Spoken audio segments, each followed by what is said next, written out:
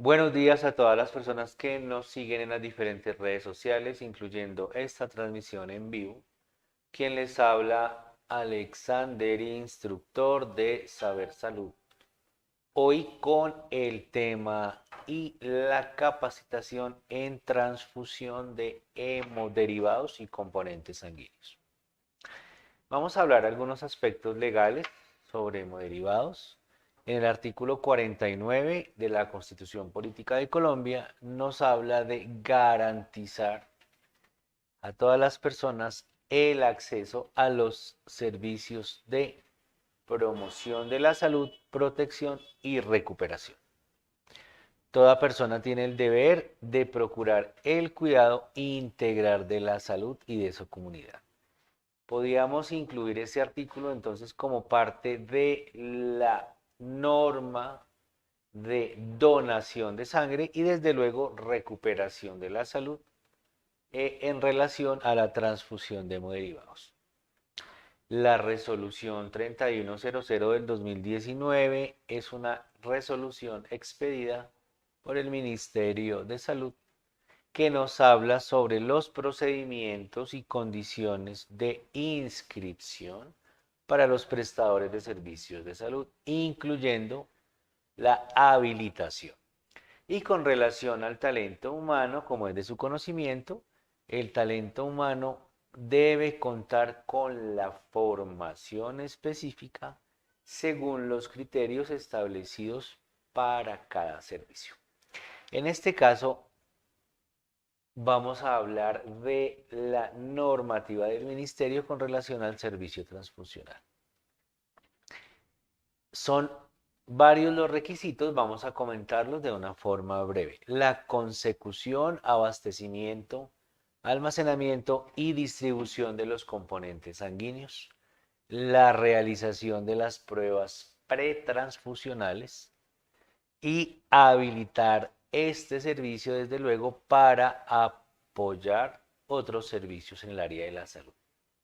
Específicamente, si una IPS, una institución, llámese hospital o clínica, desea habilitar este servicio, debe tener unos equipos mínimos necesarios para poder hacerlo. Hoy los vamos a conocer. Bueno, vamos a conocer qué equipos debe tener. Por ejemplo, debe tener una nevera de almacenamiento de sangre o sus componentes con un sistema, desde luego, de control de la temperatura para que mantenga la temperatura entre 1 grado y 6 grados centígrados. Desde luego que tenga alarma.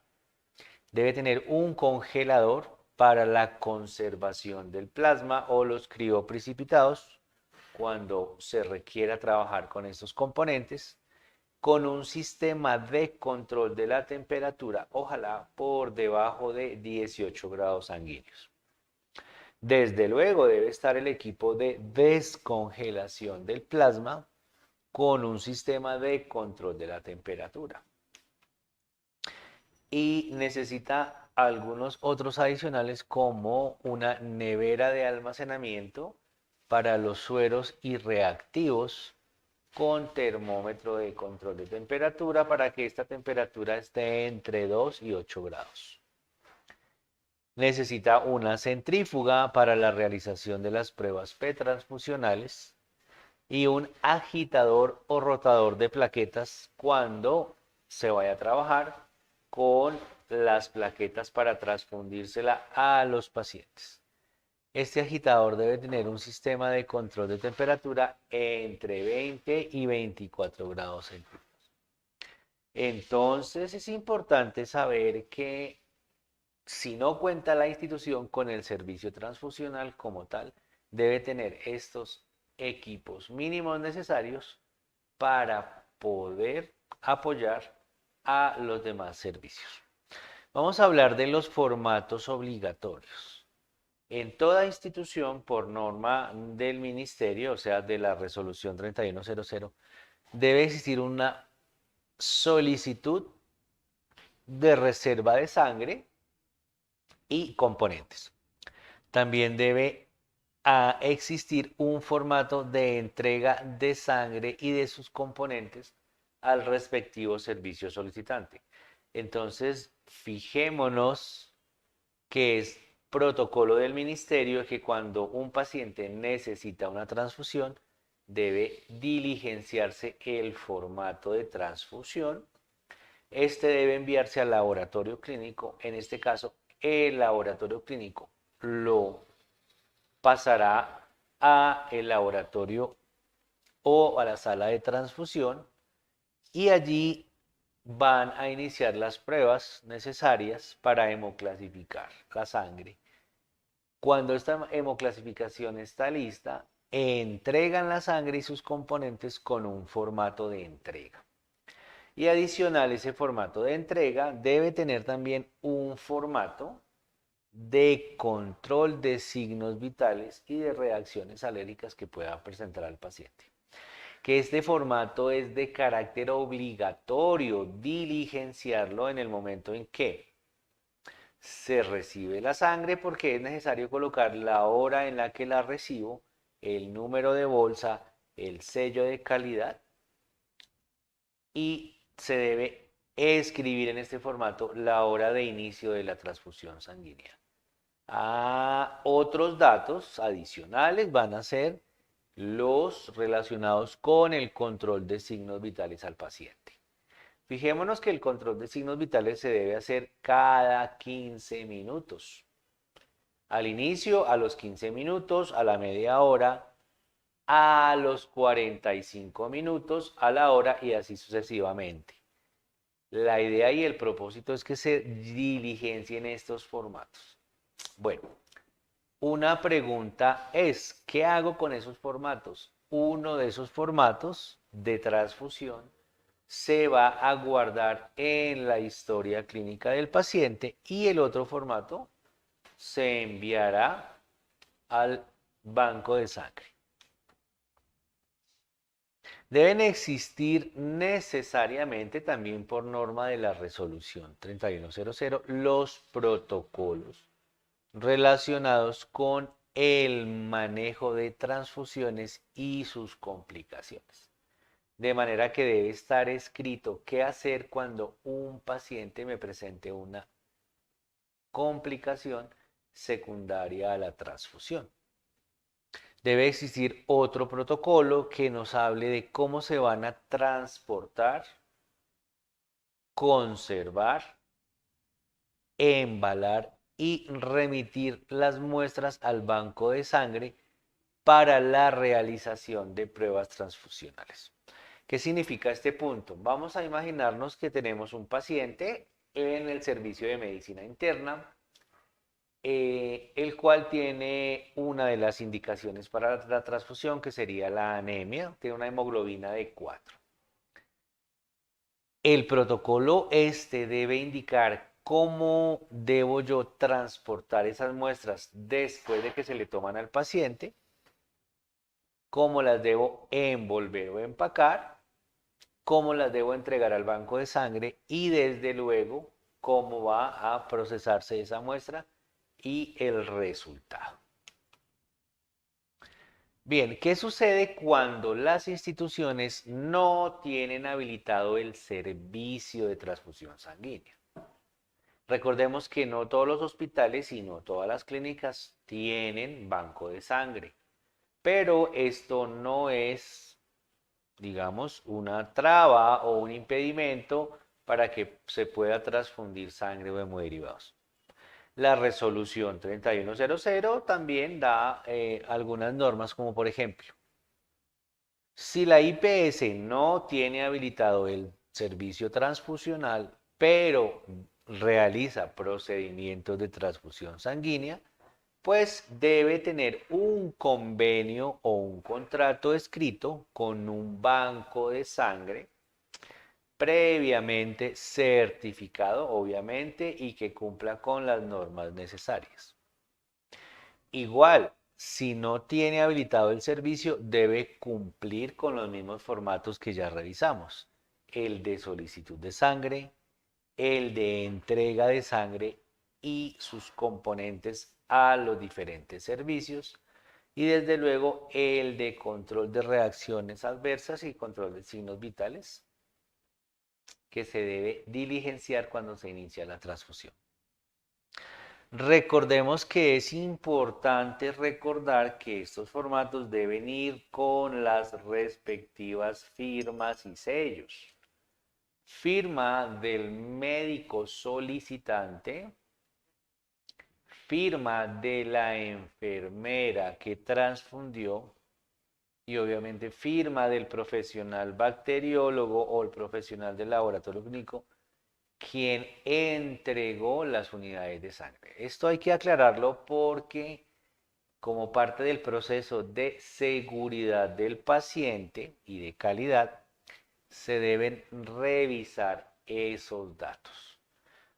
Aquí, en este procedimiento de transfusión de hemoderivados, como en muchos otros, se llevan también los 5 correctos, que son nombre correcto o paciente correcto. ¿Cuál sería el otro? Número de historia clínica, ¿cierto? Número de habitación, componente sanguíneo correcto, obviamente, y vía de administración correcta.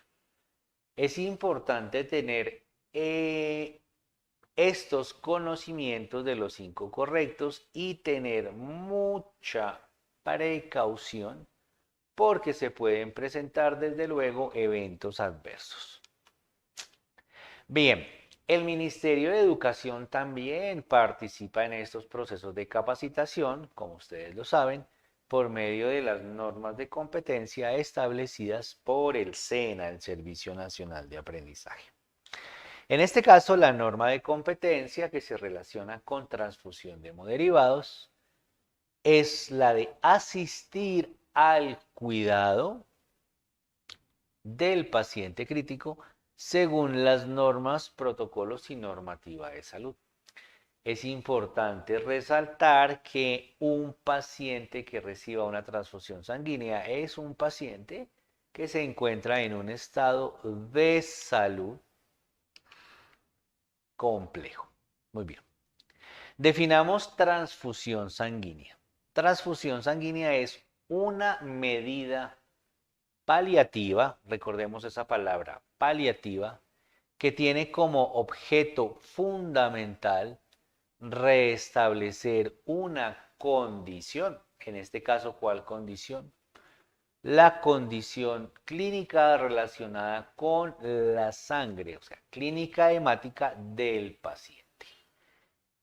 En algunas ocasiones lo que buscamos es restaurar el volumen sanguíneo y la calidad de ese volumen relacionado con los componentes porque se pudieron haber alterado por alguna pérdida. Definamos qué es la sangre de una manera muy sencilla sin entrar tan profundo en la fisiología. La sangre es un tejido, recordemos siempre que es un tejido conectivo. Es líquido en este caso.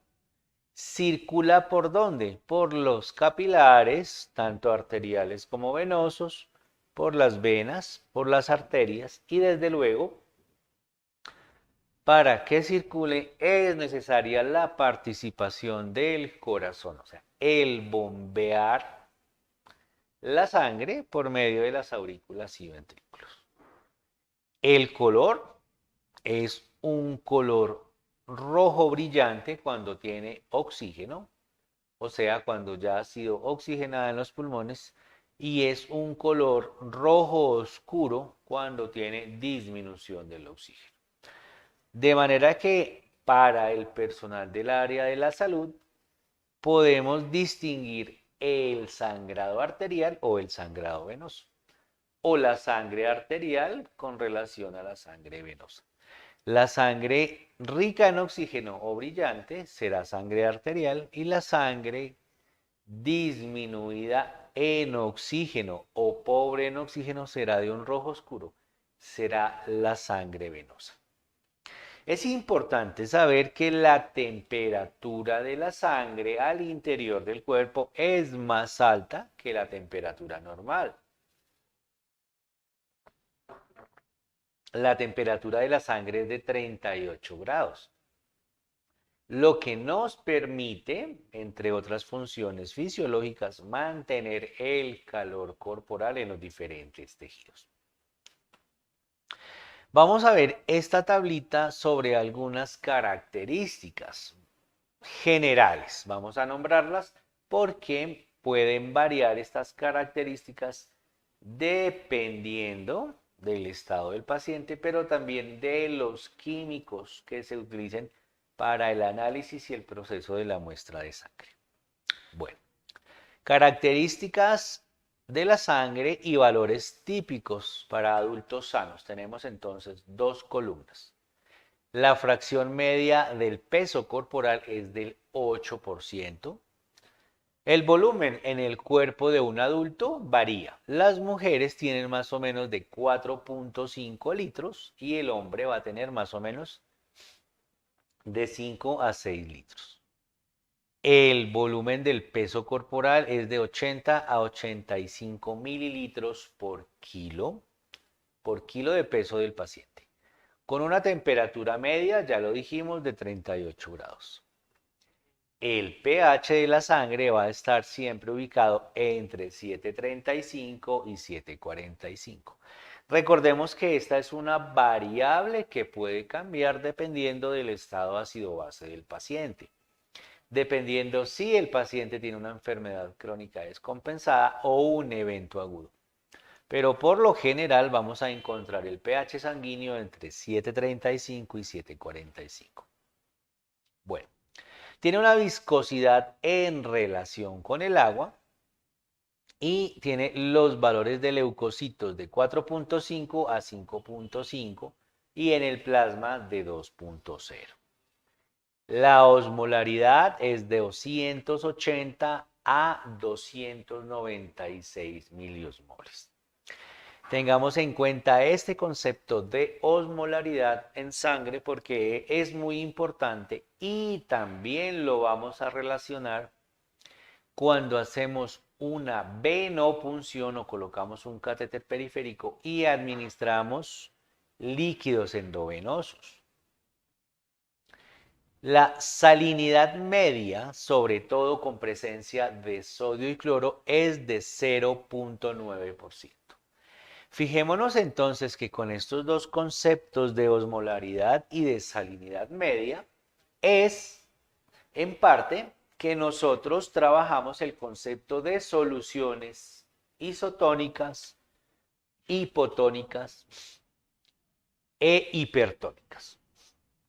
En relación a este tipo de soluciones no me voy a extender mucho porque eso o ese tema lo trabajamos en administración segura de medicamentos. Pero es importante recordar que si la salinidad media de la sangre es del 0.9%, la solución salina, que viene al 0.9%, estará dentro de ese rango de osmolaridad y será una solución isotónica. Vamos a tener otras soluciones muy usadas que son el lactato de Ringer y la destrozal 5, que se van a encontrar dentro de ese rango de osmolaridad. Muy bien.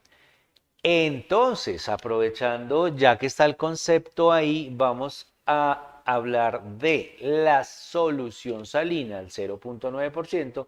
Es una de las soluciones o de los líquidos indicados para lavar el equipo de transfusión sanguínea después de que hemos terminado el procedimiento. ¿Por qué? Porque ya lo vemos, tiene la misma osmolaridad que el plasma sanguíneo. Muy bien. Otros componentes, por ejemplo, el hematocrito en la mujer es de 37 a 48, en el hombre es de 45 a 52. La hemoglobina en la mujer es de 12 a 16 gramos por cada 100 mililitros y en el hombre es de 13 a 18 gramos por cada 100 mililitros. Recordemos que también depende del químico que se utilice en el laboratorio para hacer el análisis. Estos son unos valores generales o estándares que les estamos presentando hoy. La cifra media de eritrocitos es de 4.2 a 5.4 millones en la mujer y en el hombre de 4.6 a 6.2.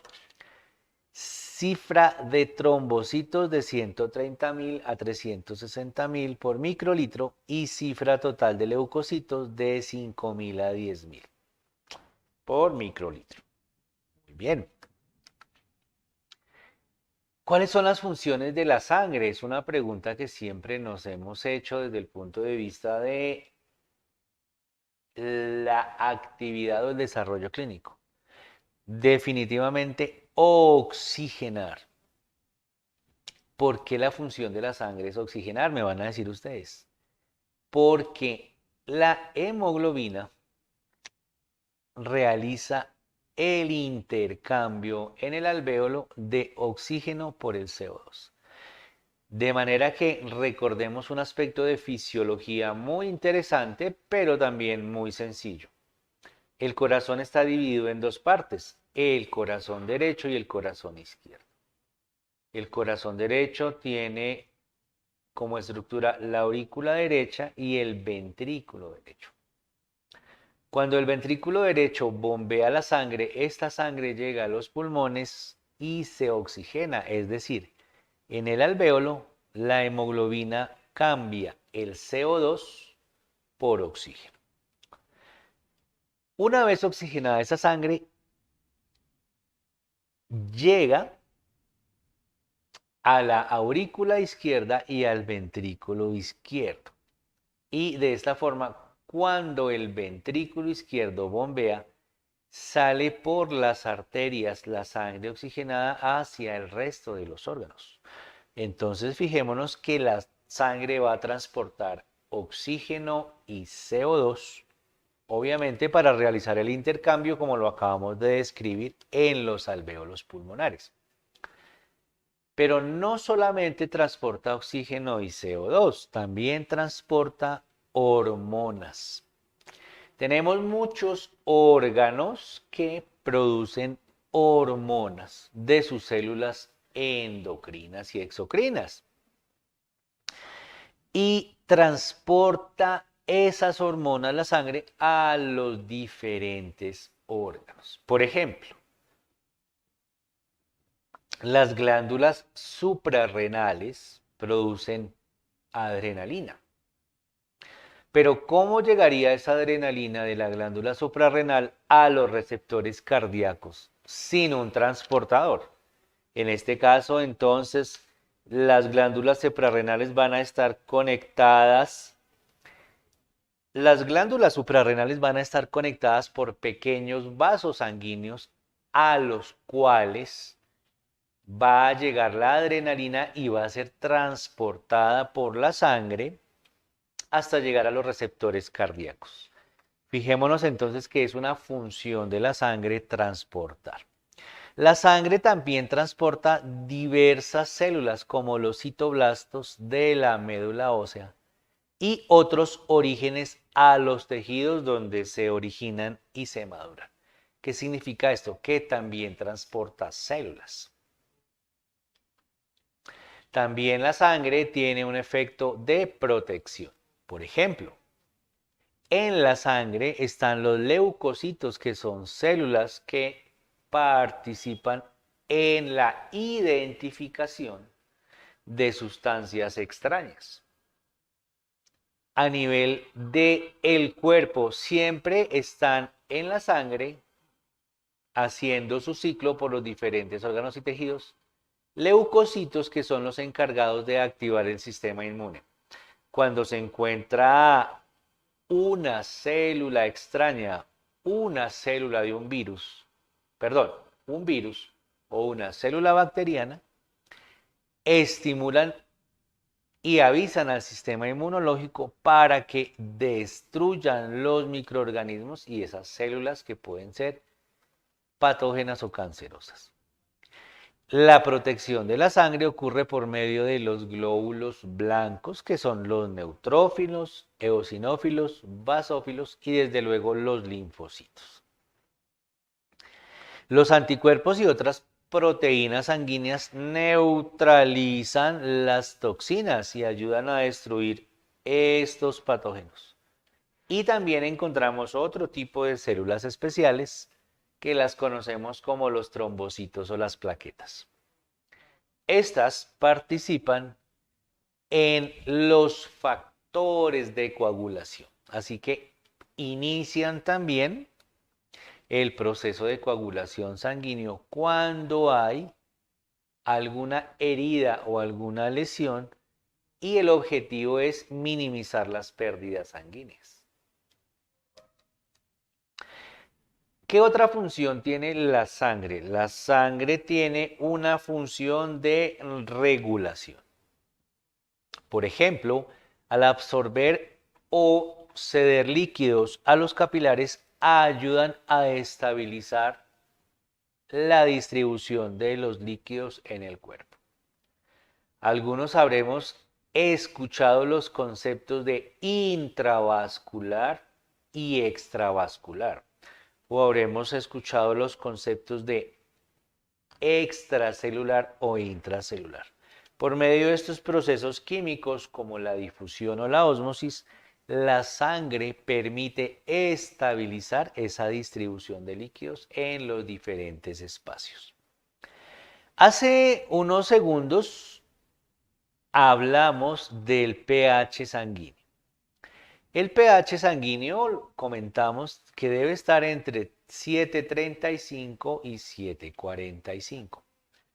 Valores por debajo de 7.35 se van a considerar como acidosis o acidemia y valores por encima de 7.45 como alcalosis o alcalemia. La función de la sangre en este proceso es el de amortiguar los ácidos y las bases por medio de las proteínas sanguíneas para ayudar a estabilizar este pH.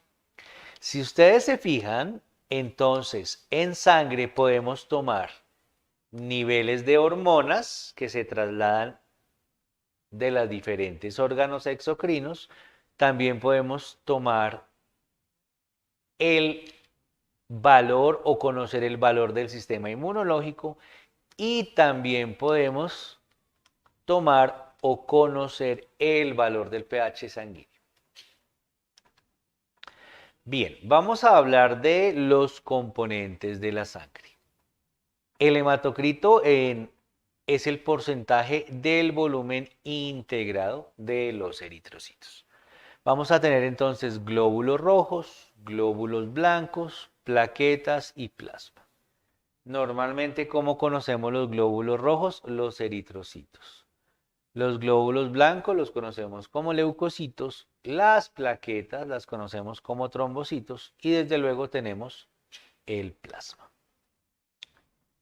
Vamos a hablar brevemente de estos componentes para que ustedes los conozcan. Los glóbulos rojos aportan el 40% del volumen sanguíneo. La hemoglobina entonces es una proteína que se halla en los glóbulos rojos, cuya función, como ya lo habíamos nombrado, es permitir la oxigenación a los diferentes órganos y tejidos. Transporta el oxígeno y lo intercambia por el dióxido de carbono.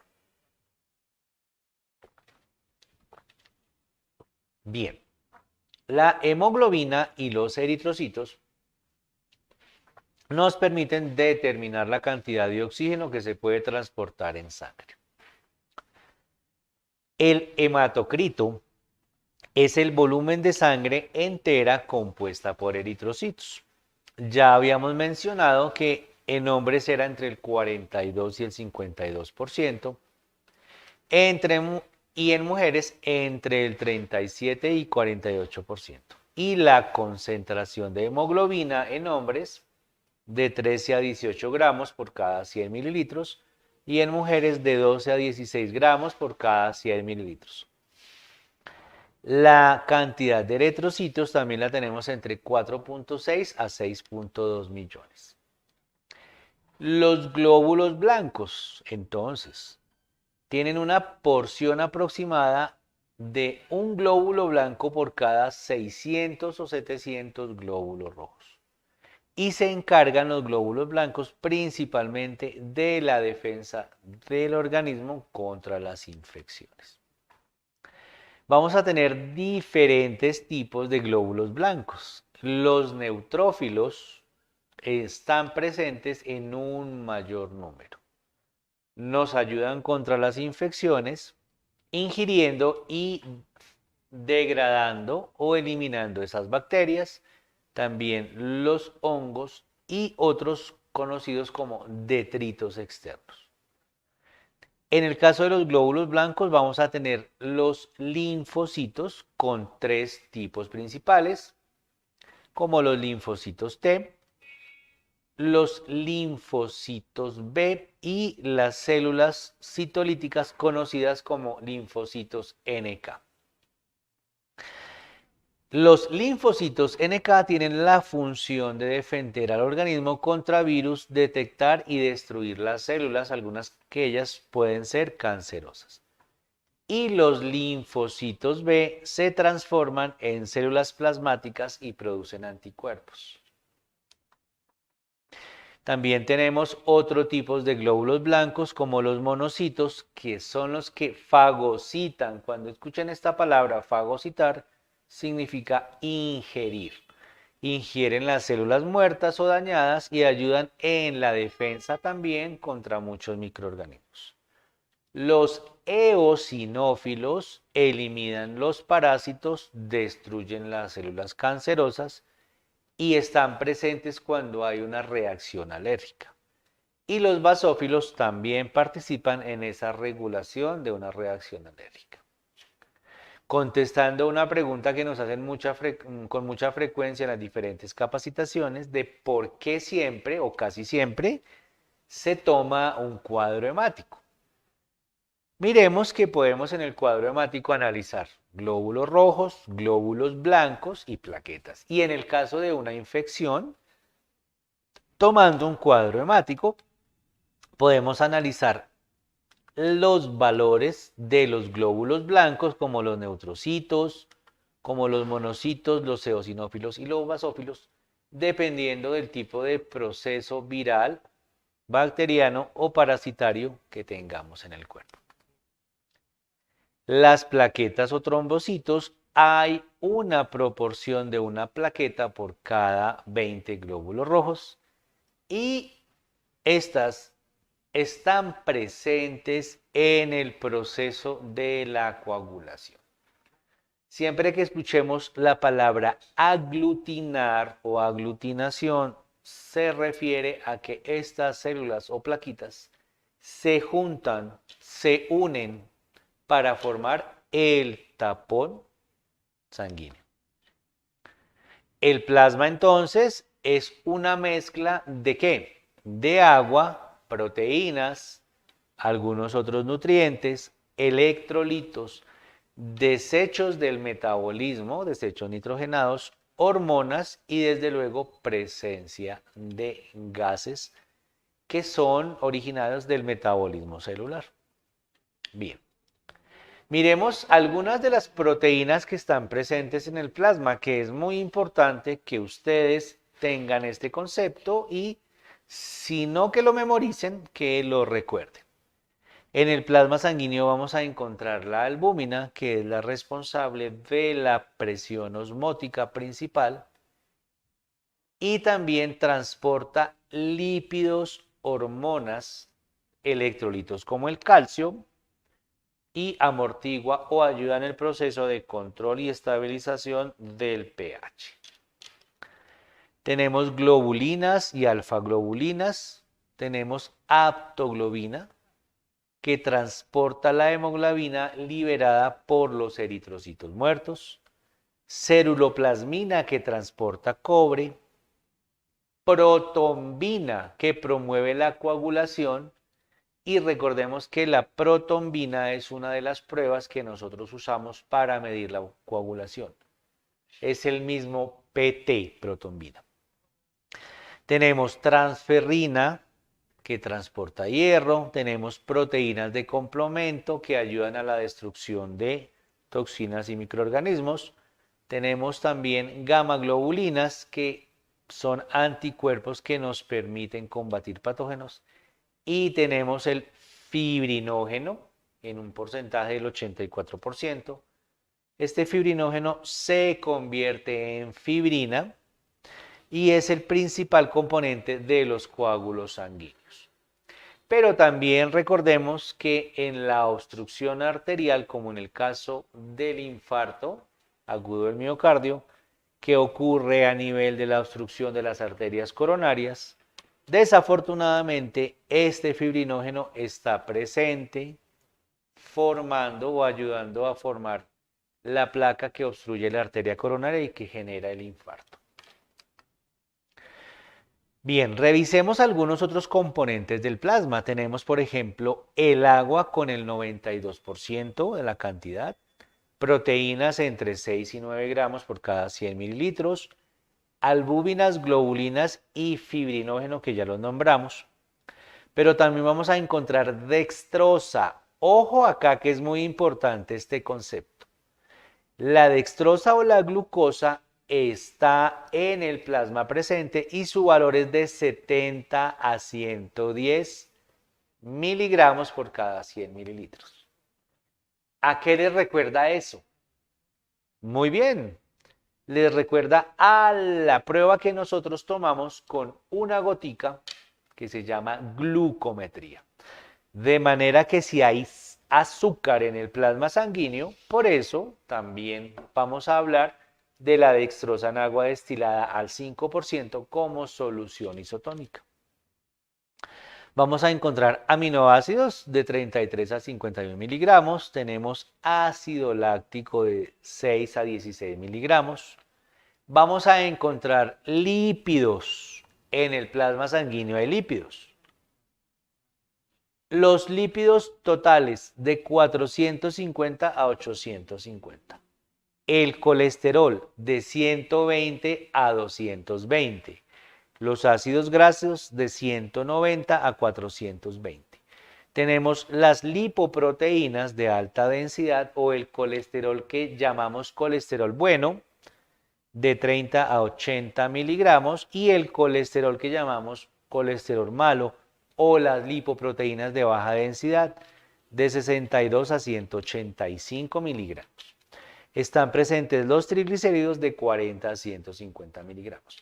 Es importante saber que también por eso tomamos una muestra de sangre y podemos medir el nivel de colesterol en las personas. Muy bien. Tenemos fosfolípidos de 6 a 12 miligramos, hierro de 50 a 150 microgramos y otros oligoelementos. Y desde luego están presentes los electrolitos. Por eso también es que tomamos una muestra de sangre y evaluamos los electrolitos o los valores de los electrolitos en las personas. Sodio, que debe valer de 135 a 145, el calcio, que debe estar más o menos entre 9.2 a 10.4, potasio de 3.5 a 5, magnesio de 1.3 a 2.1, el cloro o cloruro de 100 a 106 mil equivalentes y también tenemos bicarbonato de 23 a 26.7, fosfatos y sulfatos. Fijémonos entonces que también podemos conocer el valor de los electrolitos por medio de una muestra de plasma. Tenemos desechos nitrogenados, ya sabemos que la sangre transporta desechos nitrogenados como la urea o el ácido úrico. Hablando del ácido úrico, recordemos que a veces ese aumento de ácido úrico se acumula en las articulaciones causando algo que se llama gota.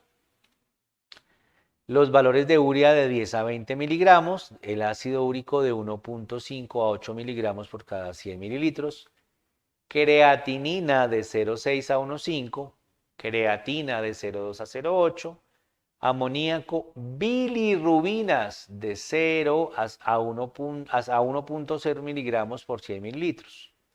Importante, fíjense en ustedes que podemos también evaluar la creatinina, el ácido úrico y la bilirrubina. O sea, son funciones de los diferentes órganos. Y vamos a tener también oxígeno y CO2. Muy bien. Hemos hecho una pequeña revisión, pero muy puntual, de algunos aspectos muy interesantes. Hablemos ahora del factor RH. ¿Qué es el RH o el factor Rhesus? Que es importante saberlo. El RH es una proteína heredada. ¿De quién la heredamos? Es la pregunta y es muy sencilla de responder. De nuestros padres. Nuestro padre y nuestra madre biológicas nos permiten heredar ese factor RH por medio de sus características en el DNA. Entonces, si la sangre contiene esta proteína, es RH positivo, y si la sangre no la tiene, es RH negativo. Muy sencillo el concepto. De manera que, si ustedes, las personas que nos siguen en la transmisión, tienen RH positivo, ya saben que está presente, es una proteína heredada. Y si su sangre es RH negativo, carecen de esa proteína. Es sencillo. Pero esa proteína no tiene o no interviene de alguna manera significativa. Entonces, ¿cuál es el grupo sanguíneo más frecuente? El grupo sanguíneo más frecuente, por lo menos en la población de Colombia, es el RH positivo. Pero también vamos a tener personas que tienen RH negativo. Recordemos que el RH negativo nos hace relación a que no heredaron esa proteína de la información genética de sus padres. Podemos asociar este concepto del RH negativo en el embarazo.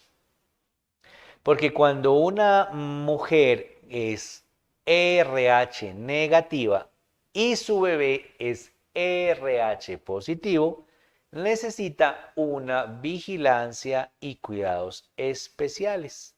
Y esto se conoce en el área de ginecobstetricia como incompatibilidad de RH. Tal vez ustedes hayan escuchado hablar de el tratamiento que es de una inyección o un medicamento para tratar esa incompatibilidad. Muy bien. Puede suceder entonces que la mujer sea negativa y el bebé sea positivo. Y en el momento en que la sangre del bebé entra en contacto con la sangre materna va a generar anticuerpos que van a atacar la sangre del bebé. Recordemos que ¿por qué generan anticuerpos? Lo acabamos de nombrar, por esas células conocidas como linfocitos, sobre todo los linfocitos B. Muy bien. Hablamos del RH. Ahora hablemos de los grupos sanguíneos. Los tipos sanguíneos y la compatibilidad de la sangre tienen que ver con las interacciones entre las proteínas plasmáticas y los eritrocitos. De manera que vamos a tener grupo A, aquel grupo cuyos glóbulos rojos tienen antígeno A y en las que en el plasma encontramos el anticuerpo anti-B. Y el grupo B son los glóbulos que tienen el antígeno B y en el plasma los anticuerpos anti-A. Es importante que ustedes sepan esto, porque necesariamente cuando vamos a transfundir y administrar la unidad de glóbulos rojos a nuestro paciente, debe coincidir. Y lo que se espera es que coincida RH con grupo sanguíneo.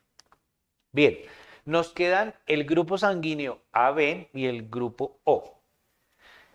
En los glóbulos rojos del grupo AB tienen los dos tipos de antígenos, A y B, pero el plasma no tiene ningún anticuerpo.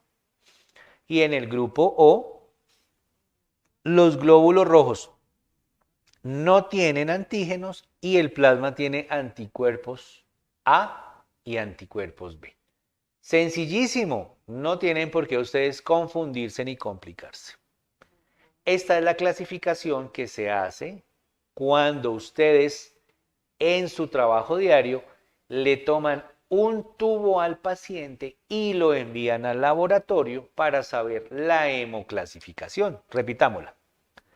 Entonces, si el factor Rhesus está presente, es positivo. Si está ausente, es negativo. Ya sabemos RH positivo o RH negativo.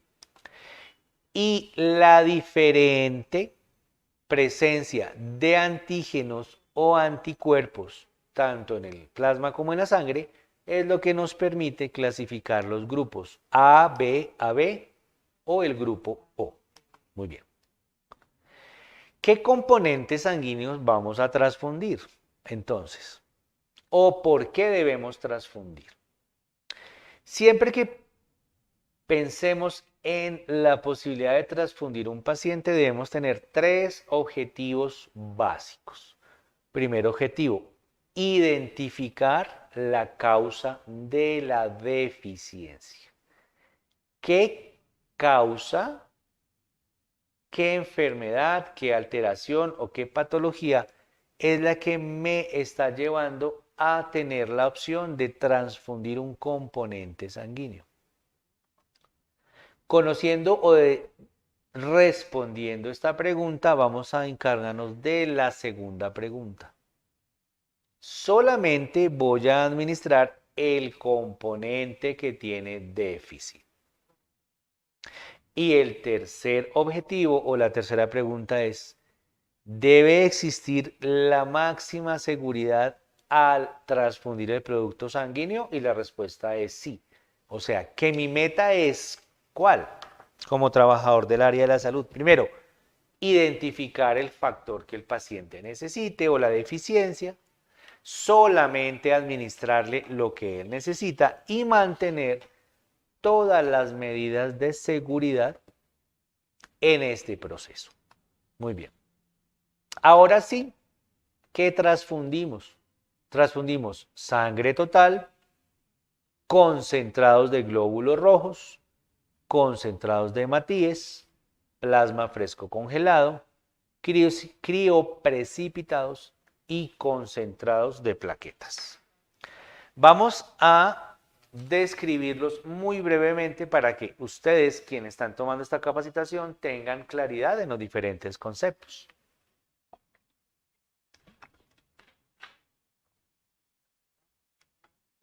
Bueno, la sangre total. El volumen aproximado es de 510 mililitros, que más o menos es el 10%. ¿Qué trae una bolsa de sangre? Trae más o menos 450 centímetros de sangre y 63 centímetros, 60, 55, eso depende mucho del banco de sangre, de anticoagulante. Recuerden eso. Las bolsas que vienen más o menos de 500 o 510 traen 450 centímetros de sangre y 50 o 60 centímetros de anticoagulante. Y ustedes se van a preguntar, ¿y por qué las bolsas tienen anticoagulante? La respuesta es sencilla. ¿Qué componente tiene la sangre que se aglutina y forma coágulos? Las plaquetas. Entonces necesitamos que la sangre tenga anticoagulante para evitar, obviamente, que la sangre se coagule y se pueda transfundir. Se debe conservar a una temperatura entre 2 y 6 grados sanguíneos. No se calienta la sangre, por favor. Siempre hemos escuchado como parte de los mitos en el área de la salud que se calienta la sangre antes de transfundírsela al paciente. Alguna ocasión vi cómo colocaban la sangre al baño de María, o sea, en líquido caliente. Esto no se hace porque se dañan los glóbulos rojos, se daña la unidad. De manera que si en el banco de sangre te envían la sangre y esta sangre viene entre 2 y 6 grados, se puede transfundir o se debe transfundir a esa temperatura. No se debe calentar. Y el anticoagulante nos permite que la bolsa pueda durar hasta 35 días. De manera que si usted es donador de sangre y procesamos esa unidad, tiene una vida de máximo 35 días. Lógicamente, esta conservación es importante saberla si las bolsas en las cuales se ha recolectado la sangre tienen un anticoagulante muy especial que se llama citrato fosfato dextrosa adenina, o sus letras para abreviar ese nombre tan largo, CPDA-1. Siempre que ustedes tengan una bolsa de sangre, revisen la bolsa para saber qué tipo de anticoagulante tiene. Bueno, muy bien.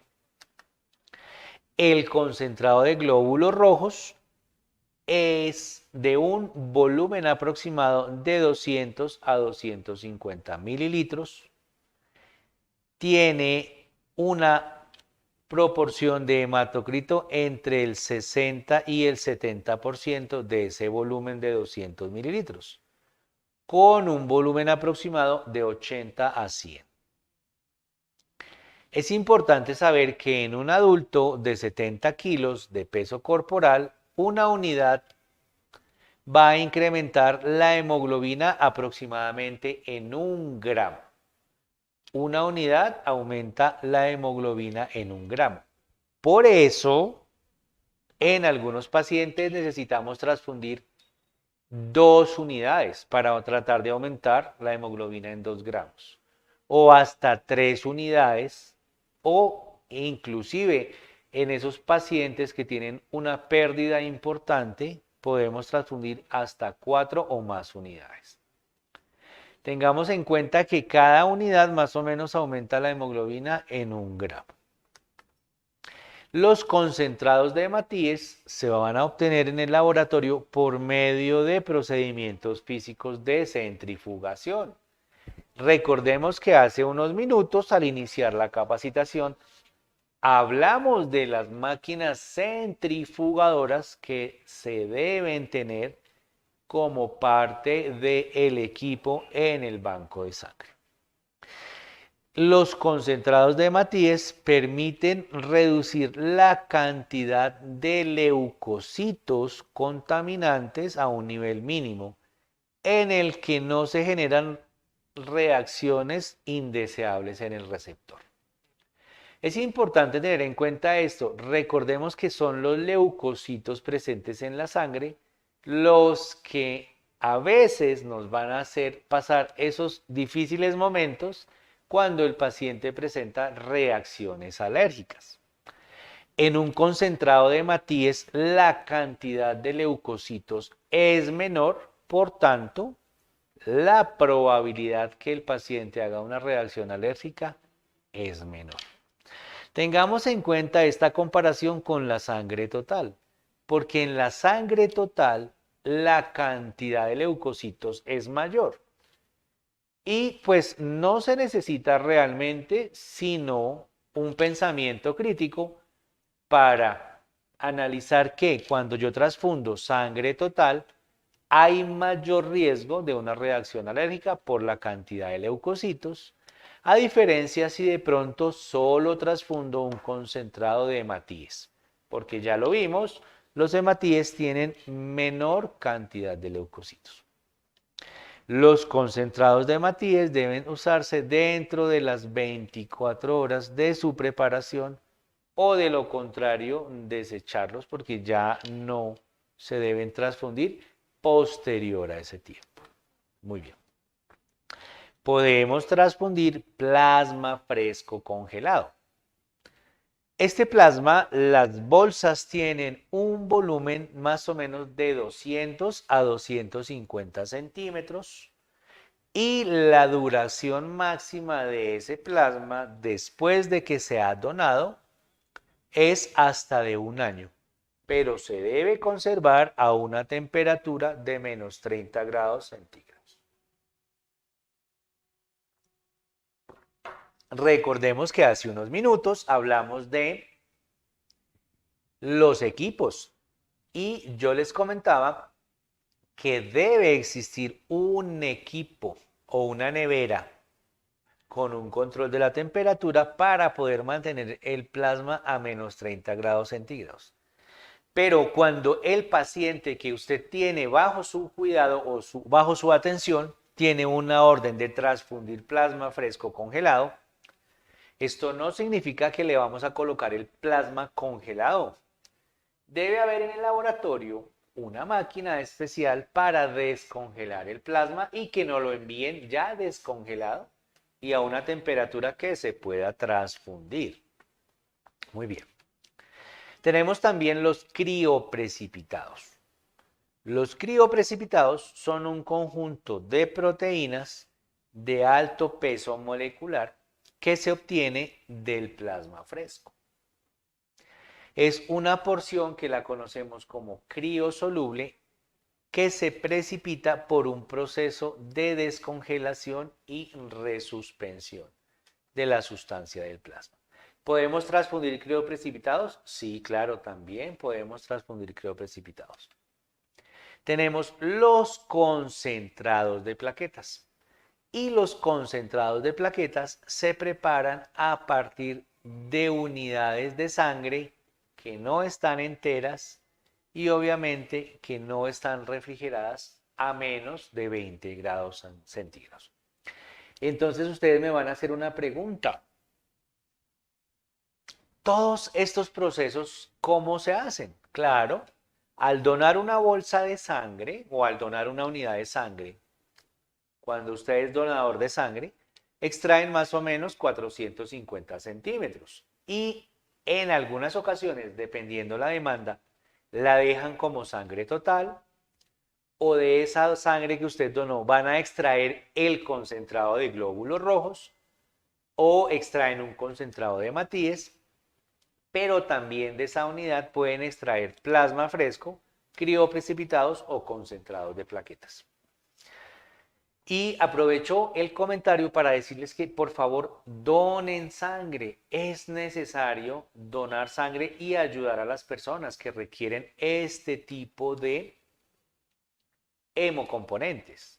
En muchas instituciones, por ejemplo, se requiere y a veces es tan alto el uso de los componentes que transfundimos que en muchas ocasiones no hay o se agotan muy rápido. Entonces la campaña personal y la campaña de Saber Salud es, si usted puede donar sangre, done sangre por favor, para poder sacar estos componentes y ayudarle a las personas que lo necesitan. Bueno, muy bien. Hace unos días tuvimos una capacitación precisamente de donación de sangre en un importante centro hospitalario de Bogotá y nos preguntaban por la exsanguinotransfusión. ¿Qué es una exsanguinotransfusión? Tal vez las personas que no trabajan en pediatría o que no trabajan en unidades neonatales no tienen muy claro este concepto. Vamos a tratar de hacerlo de una forma muy sencilla y clara. La exsanguinotransfusión entonces es un proceso de transfusión, desde luego que sí, que se realiza en neonatos. Y este puede ser secundario o solicitado por la incompatibilidad fetal y materna. Recordemos que acabamos de hablar de la incompatibilidad fetal y materna, RH materno negativo y RH del feto positivo. Es un protocolo que requiere todas las medidas de bioseguridad y de asepsia y anticencia muy rigurosamente, por medio de la cual entonces yo le hago o administro sangre al neonato y al mismo tiempo estoy drenando o sacando sangre. La sangre que se utiliza para la exsanguinotransfusión no debe durar más de 5 días recolectada y debe tener obviamente la suficiente cantidad de D3 difosfoglicerato, esa palabra se me complica, 2,3 difosfoglicerato porque es importante que esté adecuada para la transfusión. Entonces una exsanguino definámosla como el intercambio de sangre que se realiza a un neonato en muchas ocasiones por incompatibilidad RH, o sea, incompatibilidad fetal y materna. Muy bien. Otra pregunta que nos surgió en esa capacitación fue, ¿qué vía de acceso para transfundir la sangre y sus componentes? Siempre se debe transfundir por vía venosa. Por favor, nunca se debe transfundir por vía arterial.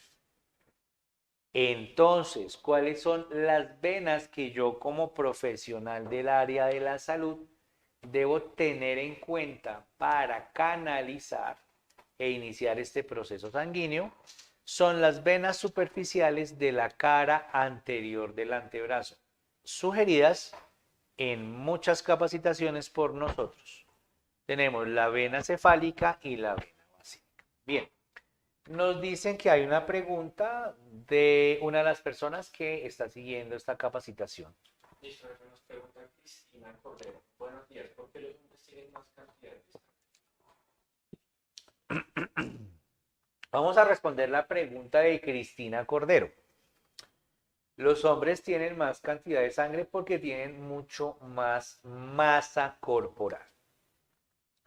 Entendiendo masa corporal por mayor cantidad de tejidos, tanto piel, tejido celular subcutáneo, músculo y grasa. Es por eso que tienen un poquito más de componentes en este caso. Bueno, muy bien. ¿Hay alguna otra pregunta, Sebastián? No. Gracias, Sebastián, nuestro productor ejecutivo, nos está colaborando. Muy bien, estábamos hablando del acceso venoso. Las vías venosas sugeridas van a ser las venas superficiales de la cara anterior del antebrazo, que son muy comunes para realizar este tipo de venopunciones. La vena cefálica está ubicada en la parte superior y usted se puede guiar por su dedo pulgar. La vena basílica está ubicada en la parte inferior y usted se puede ubicar por su dedo meñique. De manera que si hacemos esta señal, no es una señal satánica ni diabólica, sino una señal que nos permite ubicar que este dedito nos va a decir que la vena que está arriba es cefálica y este dedito el meñique nos va a decir que la vena que está abajo es la vena basílica. Vamos a encontrar también la vena cubital mediana, que es una vena que une o comunica la vena cefálica y la vena basílica. Sugerencia, siempre revisen estas venas para colocar el yelco o catéter venoso y transfundir las unidades de glóbulos rojos o transfundir los componentes. Pregunta.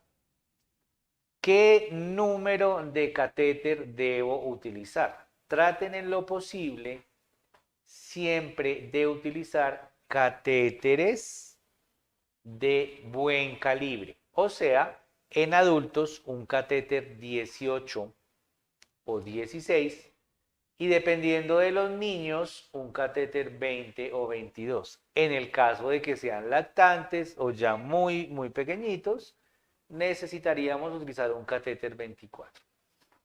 Recordemos que se debe estar lavando constantemente esta vena periférica para evitar que se formen coágulos. Y como acabamos de ver en la capacitación, se van a formar coágulos porque uno de los componentes de la sangre es la fibrina y uno de los componentes de la sangre es las plaquetas que se pueden aglutinar y obstruir el catéter.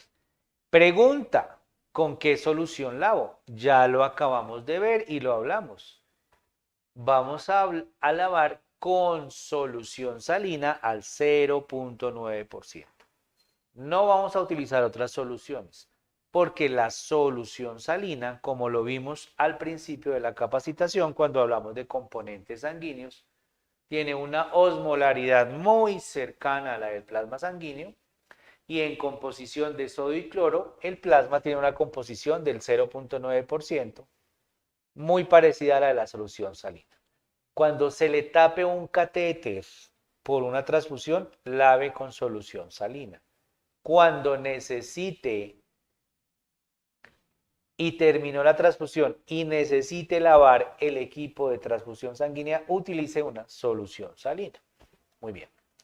Una pregunta que nos surgió en esta institución donde realizamos la capacitación se relacionó con si se podía transfundir los hemoderivados por medio de un catéter venoso central. La pregunta depende muchísimo del protocolo institucional. ¿Se puede transfundir? Sí se puede transfundir, teniendo todas las medidas de bioseguridad, de asepsia y antisepsia y un control estricto del estado hemodinámico del paciente. A veces vamos a encontrar pacientes que tienen una vena periférica, transfundimos por ahí. A veces los pacientes tienen un catéter central porque es muy difícil canalizar una vena periférica. La recomendación personal mía es, a pesar de que su paciente tenga un catéter venoso central, evalúe la posibilidad en el antebrazo de canalizar una vena cefálica y una vena basílica y dejemos esa vena exclusiva para las transfusiones. Me dirán ustedes, ¿pero por qué una vena exclusiva? Una de las actividades y vigilancia importante en la transfusión es que la sangre no se puede mezclar con otras sustancias o líquidos. En un paciente que tiene un catéter venoso central vamos a encontrar en muchas ocasiones muchísimos goteos e infusiones y lo ideal es no mezclar la sangre en ese momento con esas otras sustancias. En el caso de los niños, como ya vimos, neonatos, pues existe la posibilidad de hacerlas exsanguinos por medio de la colocación de un catéter umbilical. Este catéter umbilical lo coloca el pediatra con especialización en neonatología y se hace obviamente en las unidades de neonatos. En nuestros servicios como hospitalización, urgencias, salas de cirugía o inclusive la unidad de cuidado intensivo, podemos tener pacientes con venas periféricas, catéteres como el PIC o el DRUM que son de inserción periférica o catéteres venosos centrales.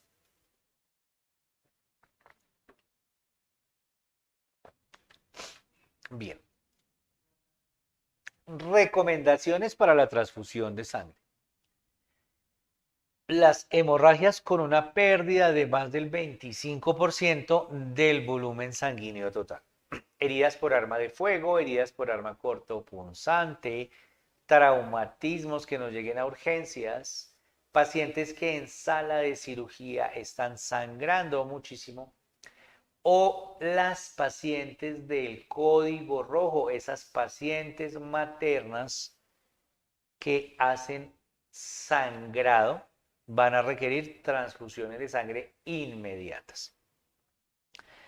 Recordemos que en un adulto una unidad de sangre total aumenta el hematocrito entre 3 y un 4% y la hemoglobina se aumenta en 1 gramo.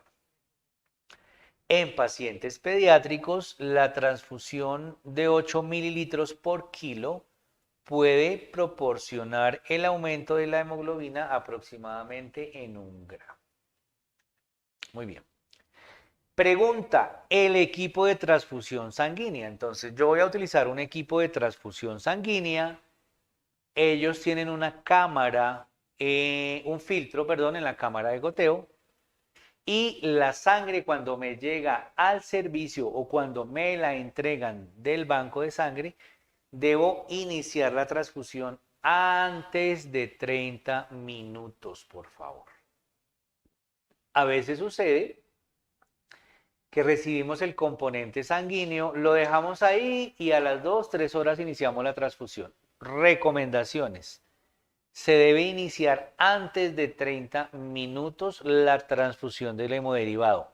ojalá 30 minutos, o sea, posterior máximo 30 minutos, que ha salido después de la nevera del banco de sangre. ¿Cuánto tiempo se debe transfundir? Se debe transfundir en mínimo 2 horas y en máximo 4. Pero esto depende del protocolo institucional o de la condición del paciente. Voy a colocarles el ejemplo. Si usted tiene una paciente materna que está sangrando, pues no le va a transfundir la unidad de sangre en 4 horas. Si ya usted sabe que la materna o la paciente en ginecostetricia está sangrando, se va a descompensar, va a hacer un choque hipovolémico y puede llegar a un paro cardiorrespiratorio. Entonces, en ese caso, la transfusión pues va a requerir menos tiempo. Pero el promedio es en mínimo 2 horas y máximo 4. No calentar las unidades, ya dijimos, las unidades salen del banco de sangre entre 2 a 6 grados porque hay hemólisis. A veces vemos trabajadores del área de la salud que cogen la unidad de sangre y se la colocan en la axila al paciente o se la colocan en medio de las piernas para que el paciente la caliente. Eso no se debe hacer porque hay hemólisis. Se debe transfundir a esa temperatura entre 2 y 6 grados. El equipo de transfusión sanguínea tiene un factor goteo de 15 gotas por minuto. Entonces, pues vamos a hacer el cálculo con la fórmula, recordemos, de factor goteo. Una de las indicaciones claras de transfusión de glóbulos rojos o de transfusión sanguínea es la anemia. Bueno, muy bien. Aquí nos dicen que hay una pregunta de las personas que están viendo esta capacitación. Acá nos pregunta María Salazar, ¿es indicado transfundir por arteria central? Vamos a responderle a María. Se puede transfundir por catéter central, aunque la recomendación es que, a pesar de que el paciente tenga catéter central, usted deje una vía exclusiva para la administración de hemoderivados. En caso de que el paciente tenga fracturas en los miembros superiores, quemaduras o lesiones que no le impidan tener una vena periférica, podría transfundir por catéter central con todas las precauciones de asepsia, antisepsia, bioseguridad y obviamente vigilando y valorando el estado hemodinámico del paciente. Bueno, muy bien. El factor goteo del equipo para transfusión sanguínea es de 15 gotas por minuto. De manera que para saber las gotas por minuto, pues usted va a colocar el volumen total, que en este caso serían 450 mililitros, por el factor goteo del equipo, que sería 15 y lo va a dividir en 60. Y ese resultado le va a dar las gotas por minuto a cuáles debe transfundir la unidad. Siempre cumpliendo el requisito directamente del ministerio, que es mínimo 2 horas, máximo 4. Muy bien. En anemia aguda y crónica o en pacientes que necesiten aumentar la capacidad de transporte de oxígeno, vamos a transfundir glóbulos rojos. El equipo de los glóbulos rojos es el mismo equipo de transfusión. Los glóbulos rojos se deben iniciar dentro o la transfusión no debe durar más de 30 minutos después de que la unidad ha salido de la nevera. Cumplimos el mismo requisito de mínimo 2 horas, máximo 4. No se calienta porque produce hemólisis. El equipo tiene el mismo factor goteo de 15 gotas por minuto. Y otra indicación es también la anemia. Podemos encontrar en las transfusiones que tenemos glóbulos rojos sin leucocitos. Y recordemos, como ya lo hemos hablado, que los leucocitos son los responsables de la aparición de antígenos, o sea, son los responsables de la respuesta o la reacción que pueda presentar el paciente. Generalmente los pacientes que han tenido fiebre y reacciones febriles antes como antecedente a la transfusión son aquellos pacientes que deben recibir glóbulos rojos sin leucocitos o con leucocitos reducidos. En este caso, existe un equipo de transfusión que se llama equipo de transfusión con filtro desleucocitador. Como pueden ver en la imagen, es un filtro que va a retener la mayor cantidad de leucocitos, pero va a permitir, obviamente, que se transfundan glóbulos rojos. Bien, el plasma fresco congelado. Entonces, cuando un paciente tiene problemas o déficit en el factor de la coagulación. El plasma también se puede transfundir cuando queremos revertir el efecto de los anticoagulantes, en especial el efecto del anticoagulante oral. Nos dicen que hay otra pregunta por medio de, a ver, díganos, de las redes sociales. A través de Facebook, Steven Frías nos pregunta, ¿el equipo de transfusión es especial para la transfusión o se puede realizar con un equipo de imagen normal? Vamos a responder la pregunta a Steven Frías. El equipo de transfusión es especial para transfusión sanguínea. ¿Por qué? Porque trae un factor goteo diferente, a 15 gotas, mientras que el equipo de macro goteo viene a 10 gotas o el equipo de normo goteo viene a 20 gotas. Entonces, para sangre, vamos a repetirle, cuando vamos a transfundir glóbulos rojos o sangre total o inclusive glóbulos rojos sin leucocitos, necesitamos el equipo de transfusión de sangre. No macrogoteo, no normogoteo, no microgoteo, el equipo de transfusión de sangre. Bueno, muy bien. Estamos hablando de la transfusión de plasma fresco congelado en esos casos que se quiera revertir el efecto de los anticoagulantes orales. Vamos a colocar un caso clínico. Tenemos, por ejemplo, un paciente que toma warfarina, tableta de 5 miligramos, y en el control que le tomamos, el paciente tiene los tiempos y su coagulación muy prolongada. Lo dejan hospitalizado y nos dice el hematólogo o medicina interna, necesitamos revertir ese efecto de la warfarina que se tomó el señor. Entonces podemos utilizar plasma fresco. Muy bien. También tenemos esos pacientes que tienen problemas de mal absorción de la vitamina K y pueden generar hemorragias secundarios a ese problema. Entonces el plasma se va a transfundir.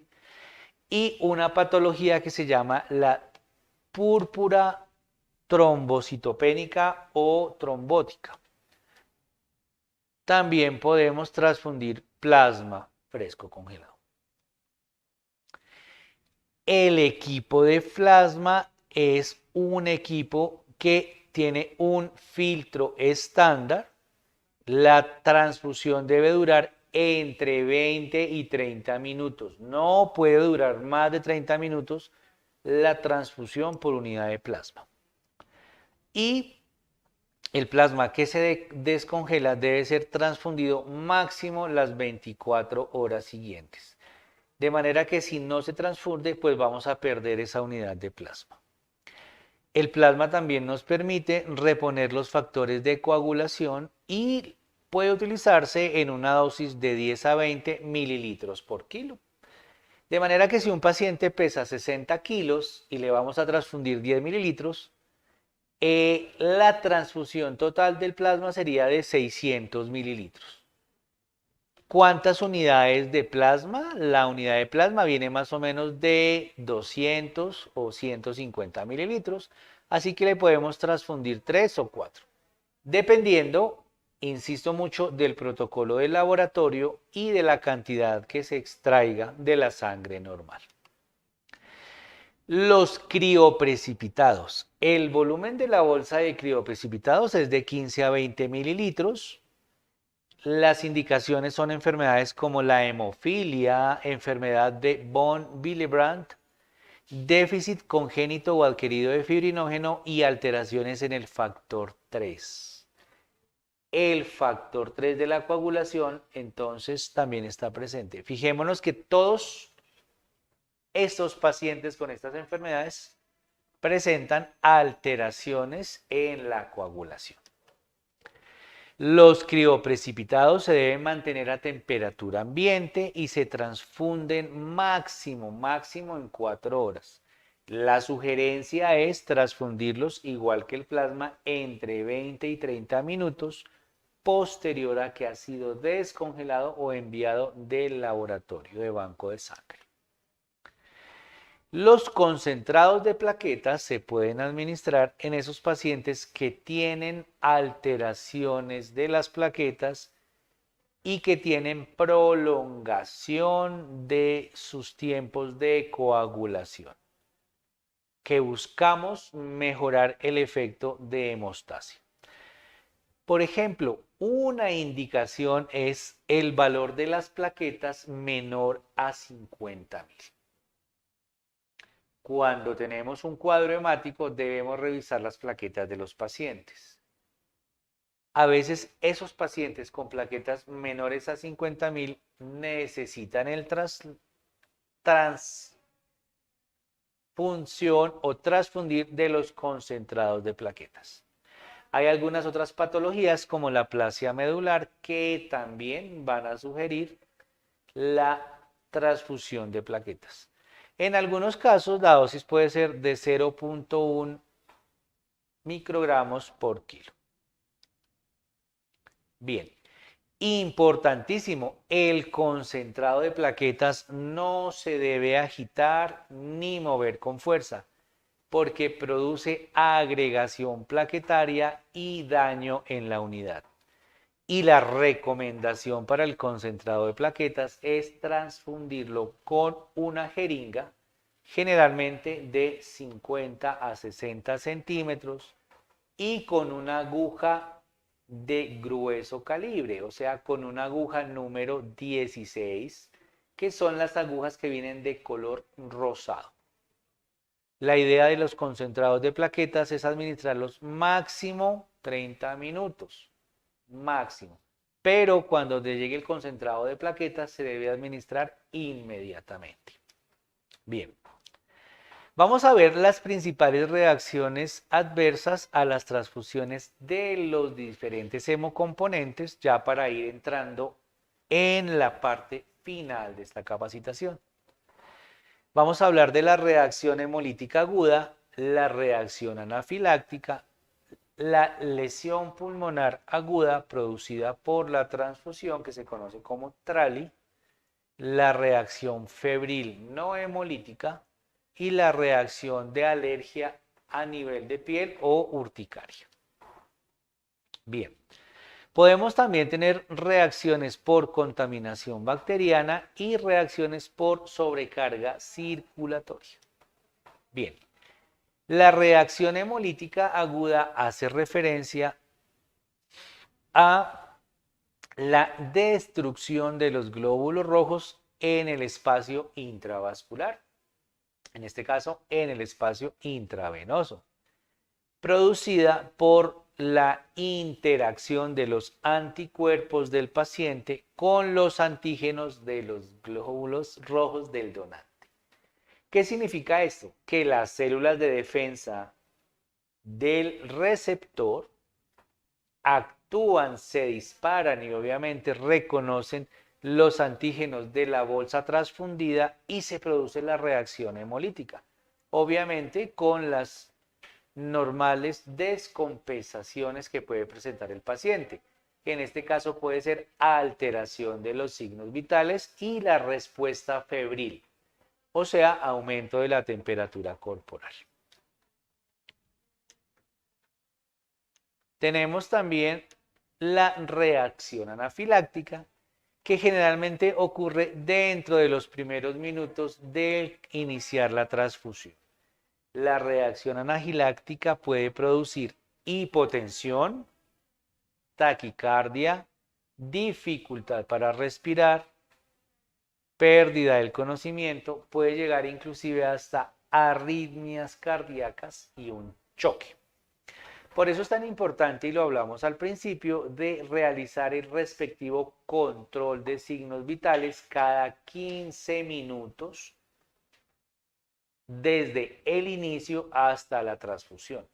Posterior a la transfusión de sangre es necesario también seguir haciendo el control de signos vitales por lo menos durante las siguientes 2 a 4 horas para evitar las reacciones tardías que se pueden presentar.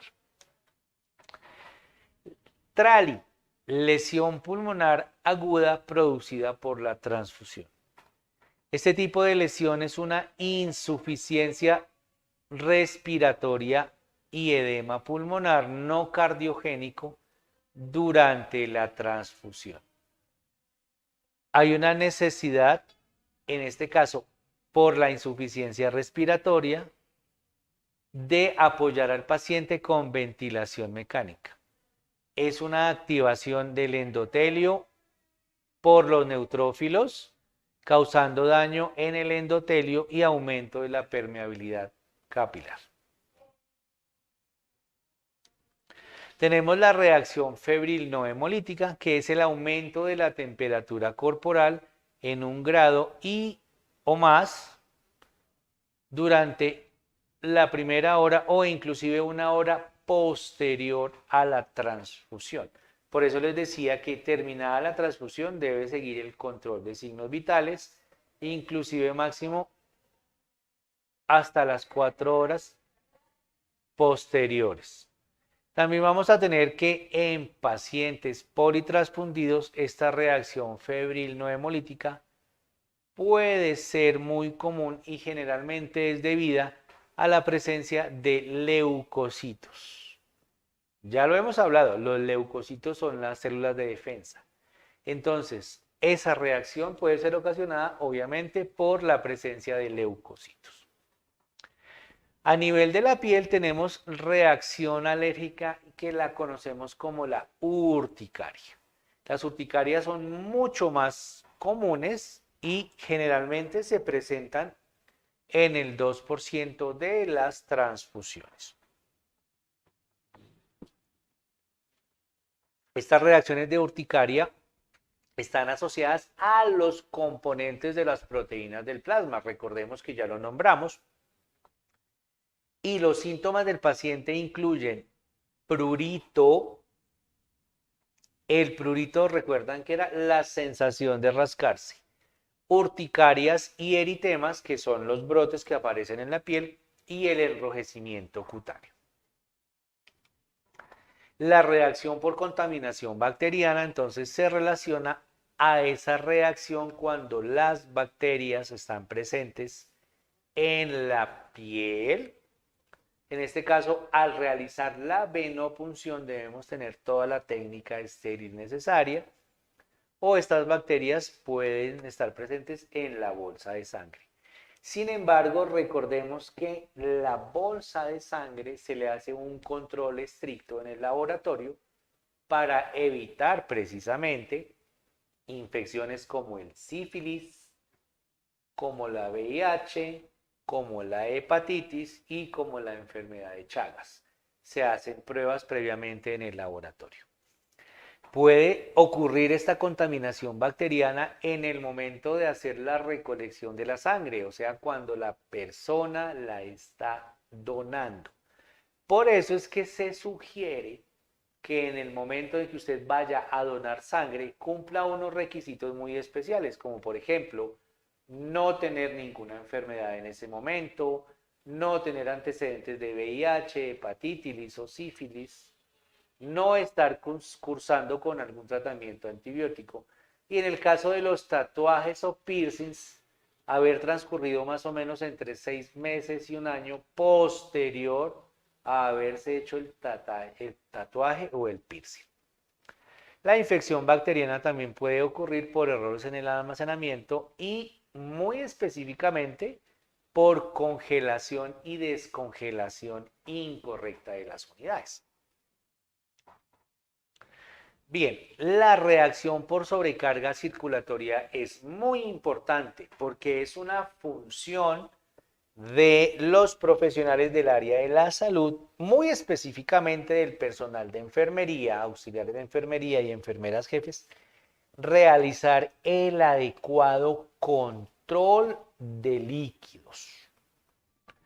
Control de líquidos administrados. ¿Por qué hablamos de sobrecarga?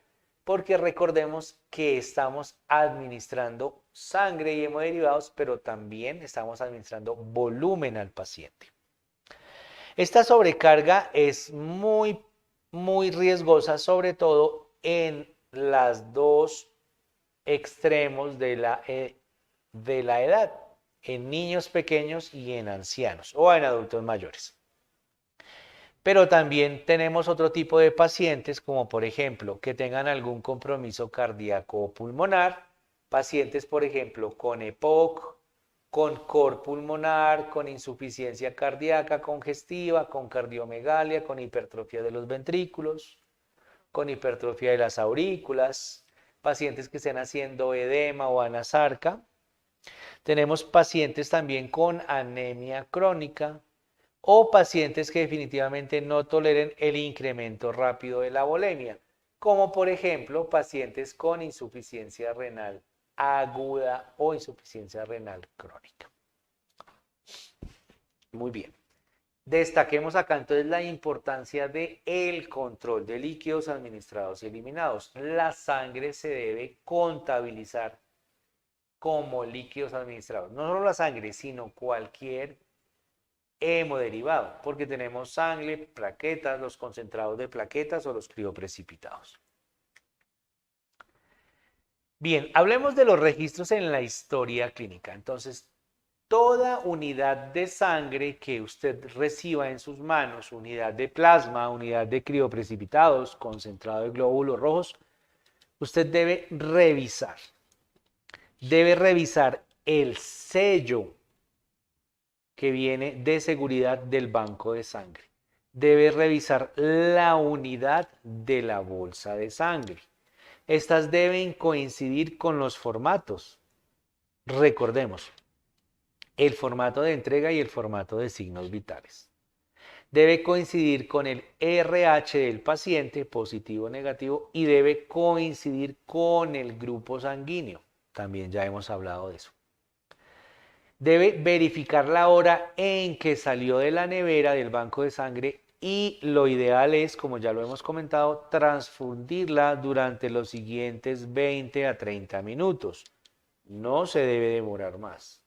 Las unidades de sangre deben transfundirse mínimo en 2 horas, máximo en 4, pero depende del estado hemodinámico del paciente. Todo proceso que usted haga debe escribirlo en la historia clínica, en las notas de enfermería o en la evolución. ¿Qué va a escribir? ¿Cómo recibió la unidad de sangre o hemoderivados? ¿A qué hora la recibió? El número del sello de calidad, el número de la unidad, el grupo sanguíneo, a qué horas inicia la transfusión y los primeros signos vitales. Bien, vamos a responder alguna pregunta que hay de las personas que siguen esta transmisión. Buen día. Si en alguna de estas transfusiones el paciente presentó un pico febril, se debe parar el procedimiento inmediatamente. Bien, es una pregunta muy interesante, Wendy, y puede ser, no necesariamente se debe suspender la transfusión. Vamos a devolvernos un poquito.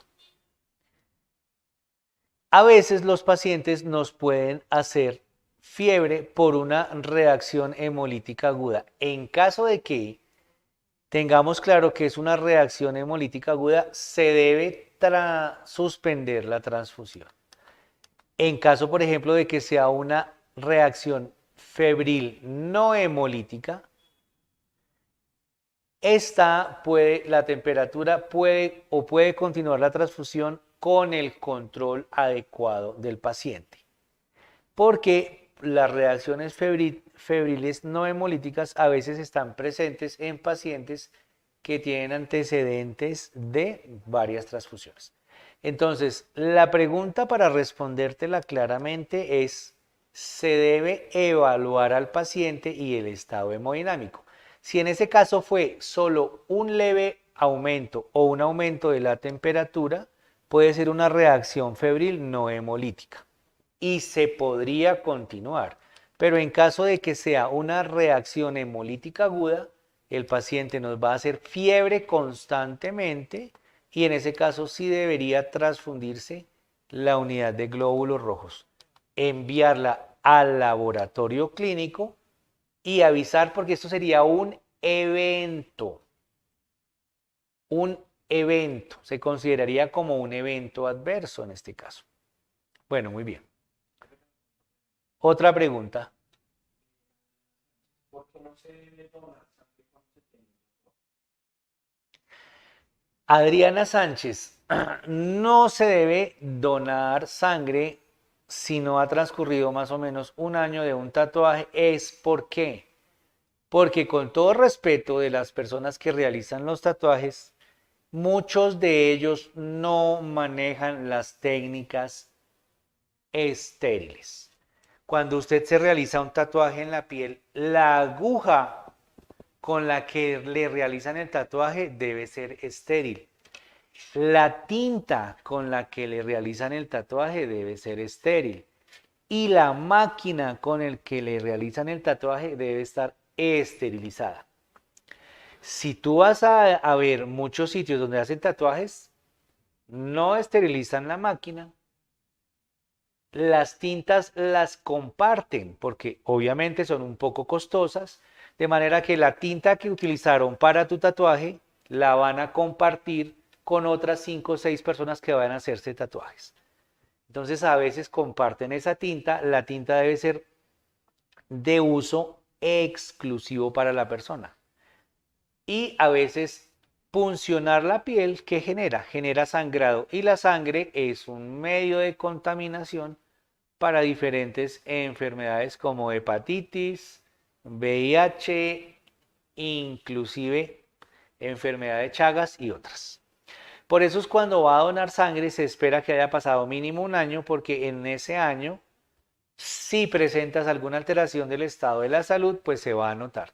Si no, pues resulta que puedes donar. No se sugiere que dones sangre con tatuajes hechos menos de un año. Otra pregunta, Nelly Esperanza. Si el paciente está con fiebre, pero antes de la transfusión, ¿se puede transfundir si lo requiere? Sí, claro. Para Melvi Esperanza, si el paciente tiene fiebre antes de la transfusión, se debe controlar esa temperatura con medios físicos, solicitarle al médico o a la especialidad tratante que le formule un medicamento como el acetaminofén para controlar la fiebre y posterior a haber disminuido la temperatura, le puedes transfundir la unidad si el paciente lo requiere. Muy bien. Vamos a continuar entonces con los registros en la historia clínica y el control de líquidos. Estábamos hablando que todas las unidades que se administren se van a registrar en los líquidos administrados, teniendo en cuenta el balance de los líquidos al finalizar el turno. Desde luego debe haber un control estricto de líquidos administrados y eliminados y se debe medir el gasto urinario. ¿Qué significa el gasto urinario? La cantidad de orina que elimina el paciente por centímetros en centímetros cúbicos cada hora. Estábamos hablando de en las notas de enfermería se debe registrar el número de la bolsa, el número del sello de calidad, el grupo sanguíneo, el RH, a la hora que se recibió la unidad, en las condiciones que se recibió y a la hora que se le inició la transfusión al paciente, el tipo de catéter que se utilizó o la vía por la cual se está administrando. Bueno, muy bien. Y desde luego medir la cantidad de orina para que no haga una de las complicaciones, como ya la vimos, que es la sobrecarga circulatoria. Entonces el paciente debe también eliminar o controlársele la diuresis. Muy bien, vamos a hablar de los donadores para finalizar esta capacitación. Vamos a ver si podemos pasar esta diapositiva. Sebastián. Qué horrible esto. Recomendaciones para que usted sea donador de sangre. Por favor, lo invito a que sea donador de sangre y ayude a muchas personas que necesitan los diferentes componentes sanguíneos. Tener entre 18 y máximo 65 años, peso mínimo de 50 kilos, no haber tenido síntomas en los días anteriores como fiebre, tos, dolor en el cuerpo, dolor de garganta, durante más o menos ¿cuántos días? 15 días, porque esto puede significar una infección bacteriana o una infección viral. En lo posible, si ha tenido hepatitis, no puede ser donante. Entonces la idea es que no haya tenido hepatitis después de los 10 años de edad. No debe haber ingerido antibióticos los últimos 15 días, porque si usted toma antibióticos, pues es necesario aclarar que la indicación de los antibióticos es para la infección bacteriana, o sea, usted tuvo una infección bacteriana. No haber ingerido antiparasitarios los últimos 30 días, pues si usted está tomando antiparasitarios es porque tiene una infección por parásitos. Lo que estábamos hablando ahorita, si tiene tatuajes, piercing o las damas, las mujeres que les gusta hacerse el maquillaje permanente, debe haber pasado más o menos entre 6 meses y un año después de el último tatuaje o maquillaje permanente que usted se ha realizado. Se sugiere no estar en gestación para ser donante y si usted está lactando, ojalá que su hijo tenga más de un año ya, o sea que ya haya pasado más de un año en el que está lactando. Bien, vamos a preguntarle a todas las personas de las diferentes redes sociales si tienen alguna duda, alguna pregunta o algún comentario para ya dar finalización a esta capacitación sobre donación de sangre y sus hemoderivados. Perdón, donación y transfusión de sangre y sus hemoderivados.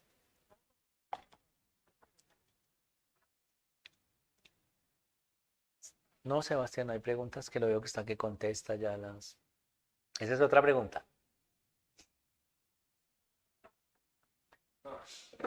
Bien, muchísimas gracias a todas las personas que nos vieron por las diferentes redes sociales. Estamos transmitiendo por.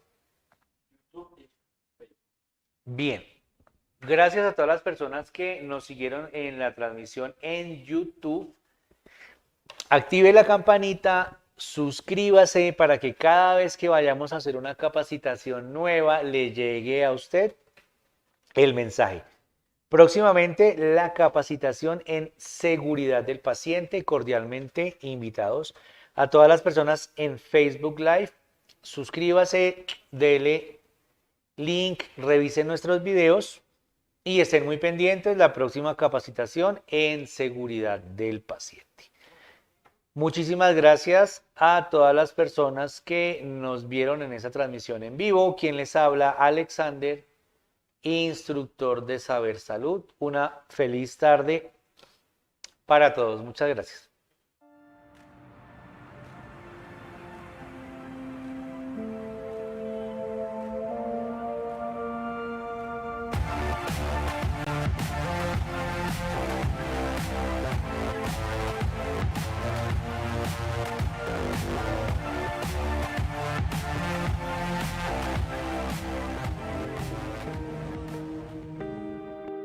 Hola, 6.000 profesionales ampliaron sus competencias laborales, perfeccionaron sus conocimientos, mejoraron sus ingresos y se volvieron indispensables en sus unidades de trabajo. Tú también puedes lograrlo. Entrénate ya en Saber Salud.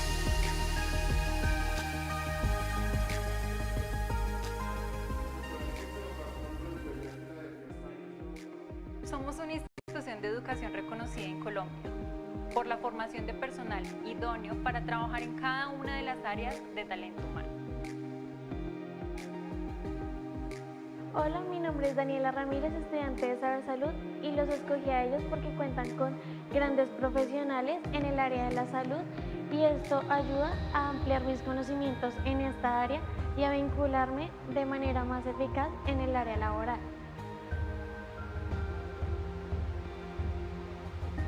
Contamos con altos estándares de calidad, que se ve reflejado en nuestra reputación y en cada uno de los estudiantes en su ámbito laboral. Potencializamos las habilidades teóricas, científicas y prácticas con un enfoque ético y humano, indispensable para todos los trabajadores del sector salud. Mucho gusto, mi nombre es John Bernal, soy asistente administrativo de Saber Salud. La verdad, desde que estoy aquí en Saber Salud, mis capacidades laborales han aumentado bastante. El ambiente laboral es muy bueno y he aprendido día a día muchísimas cosas sobre el ámbito de la salud que no conocía antes. Estoy muy contento de trabajar acá. Hola, soy Carlos Méndez, instructor líder de Saber Salud. En Saber Salud estamos comprometidos con la educación de calidad. Por eso desarrollamos diferentes metodologías de estudio, como la modalidad presencial y virtual, con el apoyo de simuladores de alta tecnología y modernos, para desarrollar competencias laborales adecuadas para trabajar en el área de la salud. Como decía Florence Nightingale, la educación no es enseñar al hombre a saber, sino enseñar al hombre a hacer. Por eso te esperamos en Saber Salud.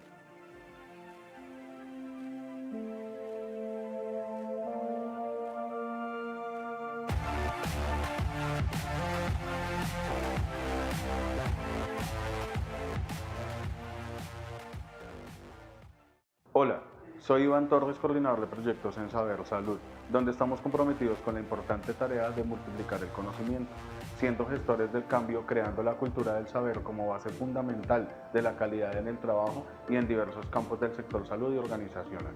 Soy Daniel Muñoz, coordinador de medios y marketing digital de Saber Salud. Te contamos que hemos hecho una gran inversión en equipos para streaming, brindándote un acceso fácil y rápido a nuestros cursos con la más alta calidad. También te contamos que hemos desarrollado una plataforma de última tecnología para brindarte un fácil acceso a tus cursos de manera virtual. De igual manera, nosotros estamos desarrollando un plan de medios a través de nuestras redes sociales, como lo que son Facebook, Instagram y YouTube. También los invitamos a visitar nuestra nueva plataforma en www.sabersalud.com. Entrénate ya en Saber Salud.